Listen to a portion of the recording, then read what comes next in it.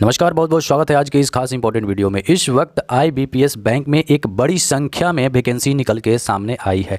लगभग 9,500 तक की वैकेंसी है, जो कि 2 ग्रेड की वैकेंसी है, ग्रेड ए और ग्रेड बी। सबसे बड़ी बात यह है कि आप दोनों ही ग्रेड के लिए एक साथ फॉर्म अप्लाई कर सकते हैं। आईबीपीएस को लेकर यदि कन्फ्यूजन हो तो आईबीपीएस से सारे बैंकों को मिलाकर एक संस्था सेलेक्ट की गई है, जिसको इन्हीं बैंकों के कुछ अधिकारी को सिलेक्ट करके इस बैंक का चेयरमैन और अनेक पोस्ट पे रखा जाता है, यानी कि संचालन करने के लिए चुना जाता है। यानी आईबीपीएस एक ऐसी संस्था है जो कि कैंडिडेट को पूर्ण रूप से सेलेक्ट करती है और बैंक के लिए देती है, यानी कि कैंडिडेट की पूरी क्वालिटी की गुणवत्ता की जांच कर बैंक के लिए सेलेक्ट करती है। इसलिए आईबीपीएस एक असेसमेंट्स में भारत के लिए एक भरोसनीय इंस्टीट्यूट है।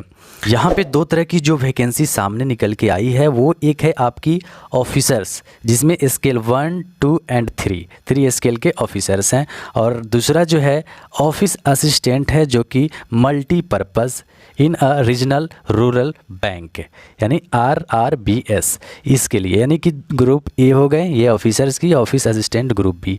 ये दोनों ही तरह के फॉर्म को आप फिल कर सकते हैं। यहाँ पे नोटिस के अनुसार देखेंगे तो candidate can apply for the post office assistant यानी मल्टीपर्पज़, और and can also apply for the post officers, यानी कि आप दोनों पोस्ट के लिए अप्लाई कर सकते हैं, परंतु ऑफिसर्स में एक कंडीशन है, however a candidate can apply for only 1 post और स्केल 3, कोई एक ही मात्र आप इसमें से अप्लाई कर सकते हैं।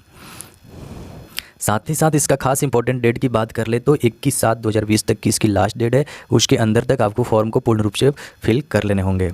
ये जो रीजनल रूरल बैंक्स जो हैं उनके लिस्ट दिए गए हैं, यानी कि इन सारे बैंक में से किसी में भी आप अप्लाई कर सकते हैं। लेकिन यहाँ लिस्ट देने का पर्पस ये है, इसकी जो एलिजिबिलिटी है उसमें एक एलिजिबिलिटी ये भी है कि आपको क्षेत्रीय भाषा की नॉलेज होनी चाहिए।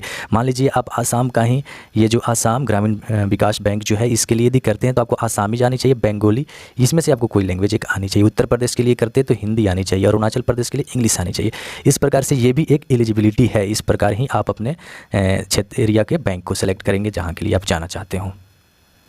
अब यहाँ पे एज लिमिट की बात कर ले तो यहाँ पे आपको 21 से 40 वर्ष की एज लिमिट आपको फॉर द ऑफिसर स्केल 3 के लिए होनी चाहिए। वहीं फॉर द ऑफिसर स्केल 2 के लिए जो कि आपका 21 से 32 वर्ष होनी चाहिए। फॉर द ऑफिसर स्केल 1 के लिए 18 से 30 वर्ष होनी चाहिए। यानी कि स्केल 1 जो है असिस्टेंट मैनेजर का पोस्ट है, स्केल 2 जो है मैनेजर का पोस्ट है, और स्केल 3 जो है ये आपका सीनियर मैनेजर का पोस्ट है। इस प्रकार से ही आपका एज निर्धारित किया गया है। ठीक है दोस्तों, यहाँ पे एक लास्ट जो आपका दूसरे सेक्शन में आता है फॉर द ग्रुप बी का, फॉर ऑफिस असिस्टेंट यानी मल्टीपर्पज़ के लिए आपको 18 से 28 वर्ष, यानी कि जैसे जैसे आपका पोस्ट का लेवल है सेम वैसे ही यहाँ पे एज भी आपका इंक्रीज करते गया। ठीक है, इस प्रकार से आप पोस्ट की अहमियत भी समझ सकते हैं।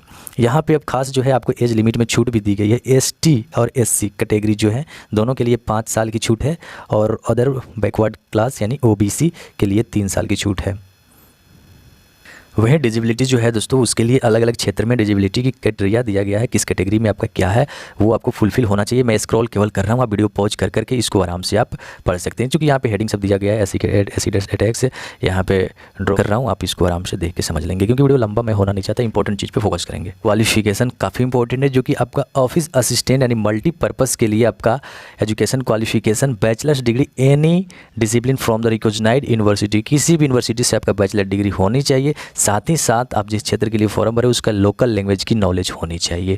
यहाँ पे जो है आपका जो working knowledge of a computer भी एक होना चाहिए। बाकी आपको एक्सपीरियंस की कोई इसमें आवश्यकता नहीं है। वहीं यहाँ पे ऑफिसर स्केल 1 यानी कि असिस्टेंट मैनेजर जो, यानी कि देखिए यहाँ पे एजुकेशन में भी बढ़ा दिया गया है, बैचलर्स डिग्री यानी बैचलर डिग्री किसी भी यूनिवर्सिटी से होनी चाहिए। साथ ही साथ आपका जो है यहाँ पे देख सकते हैं आपका इन सेक्टर में एग्रीकल्चर इंजीनियरिंग, इसमें से कोई एक आपको होना ज़रूरी है। इनका भी एजुकेशन एक्सपीरियंस जो है यहाँ पे कोई मायने नहीं रखता, कोई एक्सपीरियंस की आवश्यकता नहीं है। यहाँ पे वहीं थोड़ा सा और लेवल 2 की बात कर ले तो ऑफिसर स्केल 2 की यानी जनरल बैंकिंग ऑफिसर मैनेजर, इनके लिए भी वही है, आपको किसी यूनिवर्सिटी से आपको 50% अंक के साथ आपका बैचलर डिग्री होना चाहिए, परंतु आपका इन सेक्टर में जो आपको दिया गया है हैविंग डिग्री बैंकिंग फाइनेंस या फिर मार्केटिंग एग्रीकल्चर या फिर फॉरेस्ट्री या फिर एनिमल हाउसबैंड्री, यानी किसी एक में आपका होना अनिवार्य है। साथ ही साथ इस पोस्ट के लिए आपको 2 ईयर्स का age officer in a bank of financial institution, आपको 2 ईयर का किसी बैंक में आपका एक्सपीरियंस भी होना अनिवार्य है। यहाँ पे वही ऑफिसर स्केल 2 की बात कर ले, सेम वही चीज़ है, प्लस में आपको इन आपका जो है कि बैचलर डिग्री लेवल ही है, लेकिन यहाँ पे कंप्यूटर साइंस हो गए, कम्युनिकेशंस हो गए, इलेक्ट्रॉनिक्स हो गए, इन सब से आपको होना अनिवार्य है 50% मिनिमम अंक के साथ। साथ ही साथ आपको certificate in ASP PHP C++ जावा इस सब में भी आपको होना चाहिए, यानी कि जैसा पोस्ट है वैसा आपको आपका एजुकेशन होना चाहिए। ये आपका हो गई क्वालिफिकेशन की बात। इसमें भी आपका 2 years as an advocate or should have worked as law officer in a bank or a financial institutions of a period of not less than 2 year। आपको सब में एक्सपीरियंस दिया गया है, आप यहाँ पे आसानी से पढ़ सकते हैं। मार्केटिंग ऑफिसर ये सब के लिए यदि कोर्स आपका हो तो इतने दिन का एक्सपीरियंस होना चाहिए, ये कोर्स हो तो इतने दिन का एक्सपीरियंस आपको होना अनिवार्य है। वहीं ऑफिसर स्केल 3 की बात जो कर ले, जो कि सीनियर मैनेजर का पोस्ट होता है, सेम आपका यहाँ पे पढ़ लेंगे, आपका बैचलर डिग्री होना चाहिए। अब आपका इसमें से किसी भी एक कोर्स होना अनिवार्य है। साथ ही साथ आपका 5 साल का एक्सपीरियंस होना चाहिए ऑफिसर इन अ बैंक और फाइनेंशियल इंस्टीट्यूशंस, यानी कि ये आपके क्वालिफिकेशन इतना होना चाहिए, तब आपकी एलिजिबिलिटी क्वालिफिकेशन में फुलफिल होगी।